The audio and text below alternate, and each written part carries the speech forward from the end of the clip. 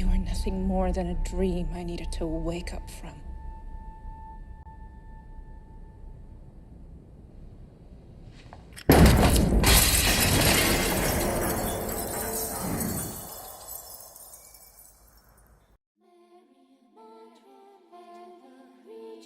Sounds to me like blackmail. You're damn right it is, because, Jet, you are black and you are male. Welcome to the ass, motherfuckers!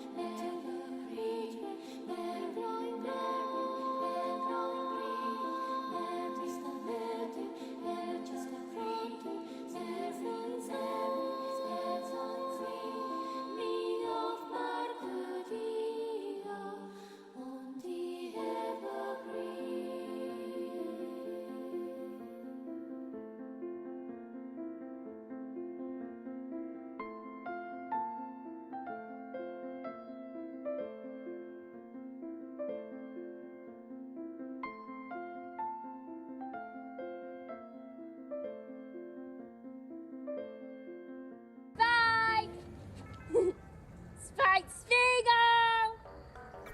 No. Spike Spiegel. Not anymore. Yes, you are. You're Spike! Cowboy! Bounty hunter for hire! Wake up! I have a job for you!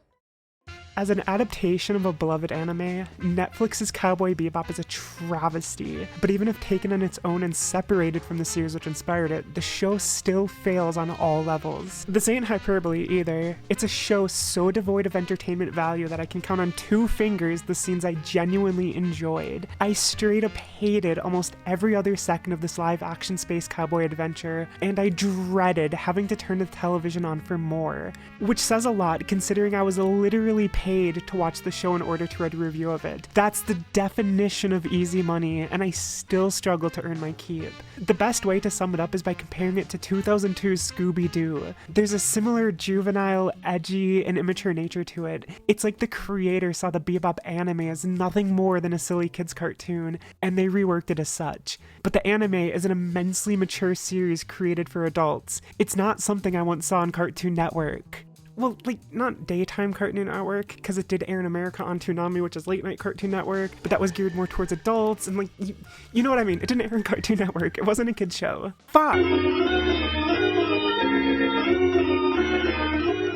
There's just so much wrong with this new series, and fundamentally so. Its story is dull, the visuals ugly, the action uninteresting, the camera work uninspired, and the characters, oh man, what the writers did to the characters is beyond words. I'm not even a stickler for adaptations being wholly representative of what came before. I understand that things will inevitably be changed when going from book to film, video game to television, or when remaking a show which already existed in another form. Different types of media need to make different types of concessions, and I acknowledge it. If story bits get moved or characters meet under slightly different circumstances, I don't care all that much. It's just important to me that when adapting a pre-existing property, that characters and their personality define story beats remain largely the same. This is what fans grow to love in the first place, and this is where Netflix takes its biggest stumble because the characters in New Bop fucking suck. They're unforgivably bad, and the reasoning for their change is outright awful, and in one particular instance, it's downright offensive. And listen, I know people are sick of hearing about far-left politics within the media, and too many YouTubers have distorted anything and everything as being soy-guzzling SJW nonsense, but in this case, New Bop absolutely trashes iconic characters all in the name of social justice politics, most notably Gren, but I'll get to him in a bit. First, let's talk about the others. Welcome to the ass, motherfuckers! The single backhanded compliment I'll give New Bop is that the actors didn't totally ruin Spike Spiegel or Jet Black. John Cho is alright in the lead role, and Mustafa Shakir steals the show. He most embodies his character. It's just a shame the material he's working with is as abysmal as it is. The writing totally lets him down with some questionable plot points to match.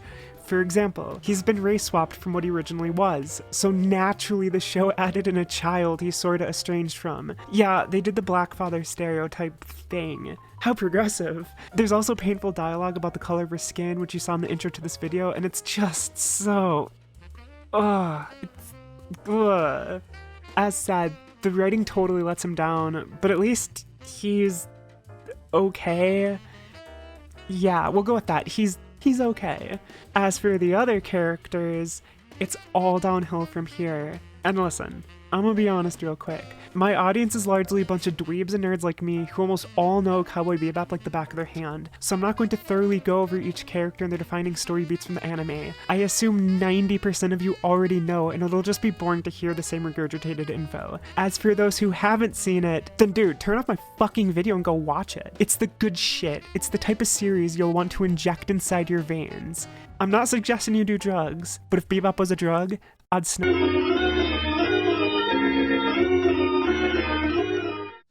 Where were we? Oh yeah, characters. Sexy femme fatale Faye Valentine is now depicted as a sassy girl boss who is nothing but a black hole of cringe. The cringularity, we'll call it. For real though, she's awful. Every joke she tells fails to land, and her lines are painful to listen to. But the time she says welcome to the ouch motherfuckers in the final episode, I wanted to stab a screwdriver through my ear holes. It's very obvious the creators wanted to update her for a modern audience, and like most things which receive such updates, it's an absolute butchering. Gone is her sex appeal in femme fatale ways, and she instead comes across as a moody millennial you'd meet on Twitter. And I say that as a moody millennial who spends too much time on Twitter. I wish I could say she was the worst character on display, but I cannot.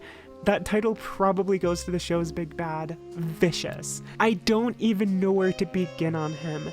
His handling is atrocious. The acting is bad and his direction is a mess. He's cartoonishly comical and borderline whiny. At times a psychotic killer, and at others a temperamental schoolboy with daddy issues who probably listens to too much My Chemical Romance on CD. In the anime he's scary and quiet, yet here he is a complete joke, just one without a good punchline, which I think was the point. If one browses the Twitter profiles of some of the show's writers, it's quite clear that another white male wasn't going to cut it. No, they couldn't have that. So by the end of the season, he's emasculated and replaced by a big strong female. This is conveyed in a twist that comes out of nowhere. Yeah, Julia is now the bad guy woman thing, and it just doesn't work. It totally reeks of the writers buying into the notion that she was merely a damsel in distress in the original series, so now they've turned into a power-hungry cunt who ain't gonna let no man control her. Her only saving grace is that she has an immaculate pair of tits, but other than that, she's completely trashed. And the trashing of characters is what Cowboy Bebop does impeccably well. This is where I'm going to tear the band-aid off because I gotta talk about Gren. In the anime, as you presumably know, he is deeply flawed and his story is one of trauma. He may only appear in 2 episodes, but the mark he leaves is unforgettable. For me personally, the end of his arc is my absolute favorite moment of the entire show. I literally cannot watch it without tearing up. His story hits me hard, probably more so than most because he's relatable to my own experiences within the army. The parallels are actually sorta uncanny, but not in a way you'll initially assume.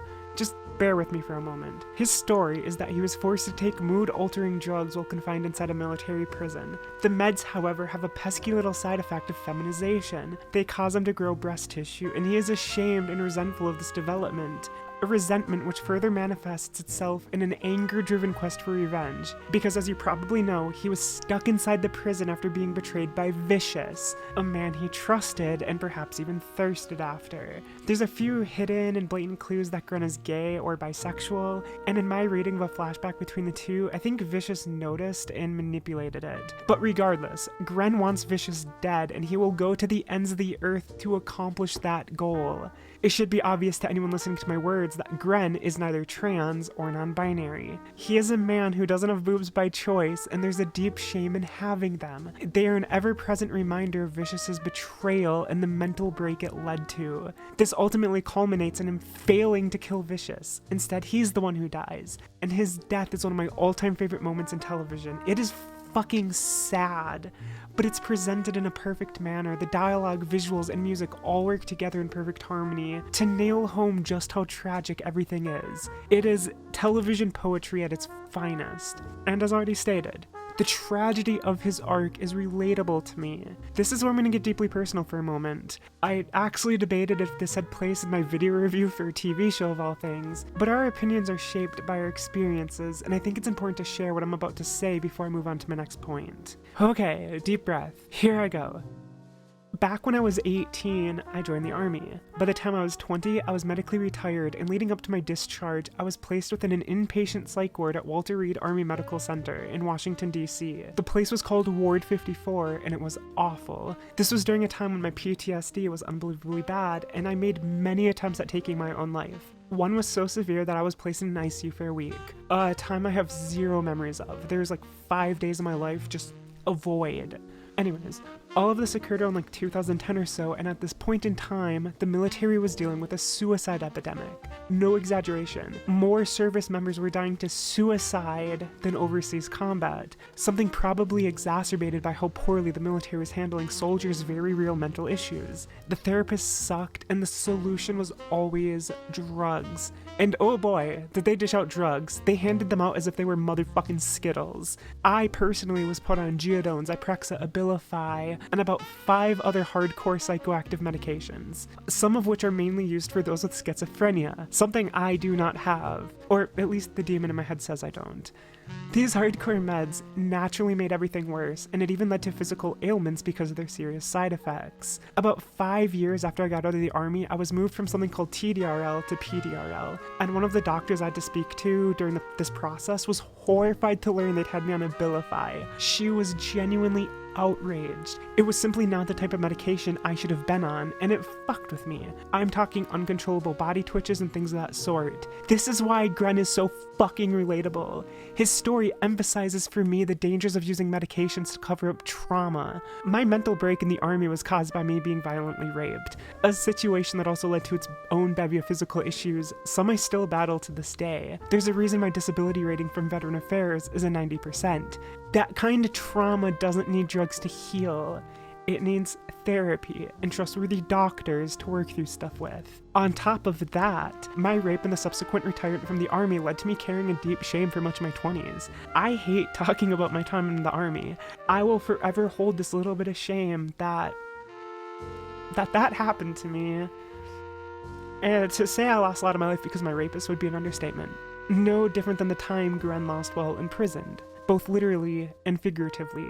Even his revenge quest touches me to my core. If only you knew what I'd love to see done to my rapist. And listen, I know that's a lot to take in, and I don't know how to eloquently segue away from all of that, but I felt it important to stress just how much Gren means to me. But even without that relatability, the tragedy of Gren is such a defining moment of the anime that no one in their right mind could want it changed. Well, except for Netflix, I guess, because in their infinite wisdom they decided to depict Gren as a Yasli queen, empowered non-binary type, and thusly cast him as such. Which is so... He's now a man in a dress. He's a fucking man in a dress now, which is offensive as all hell. They took this deeply complex and multi-layered character and turned him into a gay caricature, made worse because he wasn't even trans, let alone non-binary. He is ashamed of his boobs. They give him his own body dysmorphia, and he is forever changed by it. Even more frustrating is that it strips away a story element we don't often see. Sure, lots of series deal with the addiction of medication, but how often are the physical side effects of some mood stabilizers explored, let alone ones which cause hormonal imbalances? And in today's age where medications are increasingly advertised on TV, I want to see more explorations of this subject. But whatever, the show fucking sucks. I'm glad it got cancelled. Just Gren alone represents everything wrong with it. He also represents how rigid the corporate and woke views on homosexuality actually are. Opalamine said it best. They turned Gren into something you'd see on RuPaul's Drag Race, and it's a damn shame.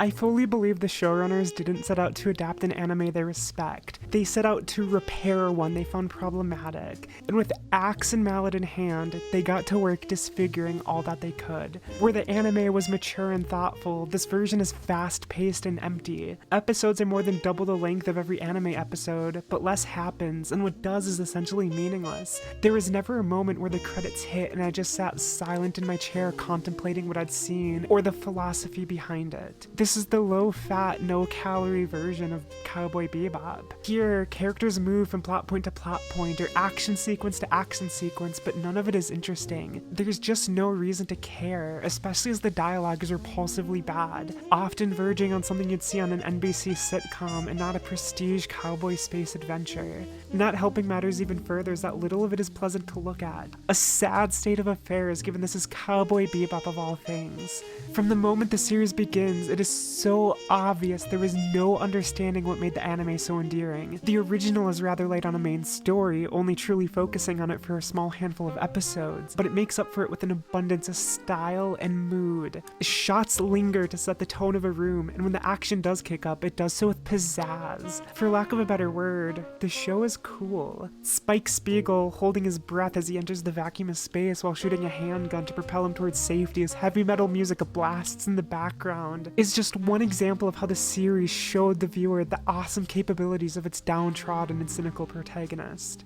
None of that takes into consideration the fluidity of its animation. The anime looks good, and it knows it. There's a confidence on display which the viewer can't help but notice. Something Bebop entirely lacks. The live action is sloppy and ugly, fights aren't well choreographed, and many aspects of it look cheap. One fight in particular takes place following the opening credits of episode 8, and it is so low budget in appearance that I actively burst out laughing. Made nauseatingly worse is that there's a disgusting amount of blur permeating every scene. It's as if Vaseline was smeared on the outer rim of the camera to give it a blurry vignette. But even that doesn't adequately explain it, as some scenes are 90% blur. I kid you not. There's scenes where two people are standing next to each other facing the camera and their faces are blurry. In others, it's a huge portion of the set, making for a baffling creative decision that actively hurts the show, and one which makes no sense when compared to the anime, which allowed every environment to speak for itself. There's fan films on YouTube that treat their source material with more respect, talent, and grace than anything seen in this version of Cowboy Bebop. I don't believe for a second anyone leading the production crew has any love for the property, and it shows. Going into the series, my expectations were low. It takes a particular level of bold stupidity to try and remake one of the best animated series ever made. Although, even expecting a misfire, I walk away still shocked at how truly terrible it really is. I guess I could say it exceeded my expectations. So for that, I applaud it. Kudos, Netflix.